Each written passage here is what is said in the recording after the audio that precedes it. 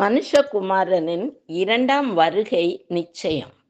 இயேசு கிறிஸ்துவின் முதல் வருகை நம் அனைவருக்குமே நன்றாக தெரியும். விண்ணுலகை விட்டு மண்ணுலகுக்கு வந்தார், பரிசுத்த ஆவியினால் உற்பவிக்கப்பட்டார், மிகுந்த ஏழ்மை தாழ்மை கோலத்தில் பிறந்தார், ஞானத்தில் வளர்ந்தார், பாவத்தை குறித்தும் பரலோக ராஜ்யத்தை குறித்தும் பிரசங்கித்தார், உலக மக்களின் பாவங்களை தன்மேல் சுமந்தார், சகல வேதனைகளையும் தாங்கினார், பல தரப்பட்ட அவமானங்களை சகித்தார், சிலுவையில் மரித்தார், தேவனால் உயிர்ப்பிக்கப்பட்டார், மீண்டும் பரலோகம் சென்றார், பிதாவின் வலது பாரிசத்தில் வீற்றிருக்கிறார். இதுவே அவரது முதலாம் வருகை. அவர் மீண்டும் வரப்போகிறார். அதுதான் இரண்டாம் வருகை. நிச்சயமாக வருவார், தவறுவதே இல்லை.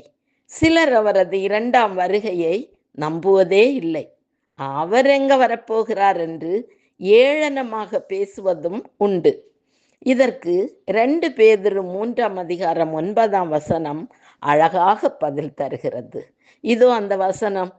தாமதிக்கிறார் என்று சிலர் எண்ணுகிறபடி கர்த்தர் தமது வாக்குத்தத்தத்தை குறித்து தாமதமாயிராமல், ஒருவரும் கெட்டு போகாமல் எல்லோரும் மனம் திரும்ப வேண்டும் என்று விரும்பி நம்மேல் நீடிய பொறுமை உள்ளவராய் இருக்கிறார். அவர் முதல் வருகையில் ஏழ்மை கோலத்தில் அன்பே உருவெடுத்து சாந்தமாக வந்தார். இனி எப்படி வருவார் தெரியுமா? எந்தவித தயவு தாட்சண்யமும் பார்க்கவே முடியாது.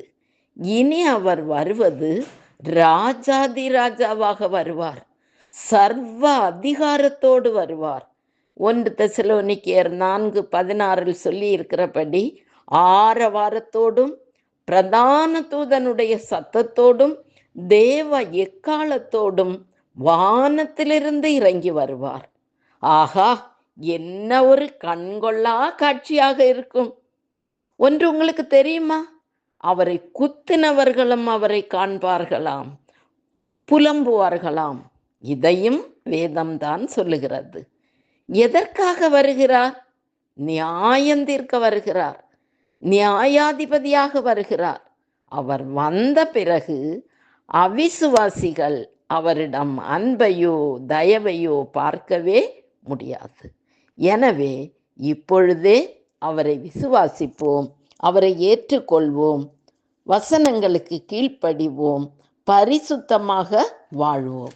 இப்படிப்பட்டோருக்குத்தான் நித்திய வாழ்வு, அவிசுவாசிகளுக்கு நித்திய நரகம். இவை 2இல் ஒன்றுதான் நடக்கும். எது வேண்டும்? பரலோகமா நரகமா? அன்பானவர்களே, வருவேன் என்று சொன்னவர் நிச்சயமாக வருவார். அவர் வருகைக்கு ஆயத்தமாவோம். நன்றி.